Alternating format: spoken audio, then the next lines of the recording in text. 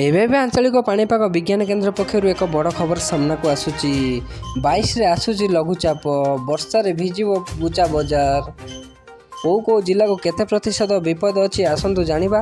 ତା ପୂର୍ବରୁ ଭିଡ଼ିଓକୁ ସେୟାର କରନ୍ତୁ, ଭିଡ଼ିଓକୁ ଲାଇକ୍ ସହ ଚ୍ୟାନେଲକୁ ସବସ୍କ୍ରାଇବ୍ କରି ରଖିଦିଅନ୍ତୁ, ଯାହାଦ୍ୱାରା ଏମିତି ନ୍ୟୁଜ୍ ରିଲେଟେଡ୍ ଭିଡ଼ିଓ ଆପଣମାନେ ସର୍ବପ୍ରଥମେ ମୋ ଚ୍ୟାନେଲରେ ଦେଖିପାରିବେ।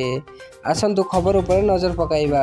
ଦକ୍ଷିଣ ପଶ୍ଚିମ ମୌସୁମୀ ବାୟୁ ରାଜ୍ୟଠୁ ପଳାଇ ଯିବା ପରେ ଏବେ ପ୍ରଚଣ୍ଡ ଗ୍ରୀଷ୍ମ ପ୍ରଭାବ ଲାଗି ରହିଛି। ପ୍ରଚଣ୍ଡ ତାତି ସାଙ୍ଗକୁ ଅସହ୍ୟ ଗୁଳୁଗୁଳି ଜନଜୀବନକୁ ଅସ୍ତବ୍ୟସ୍ତ କରି ପକାଉଛି।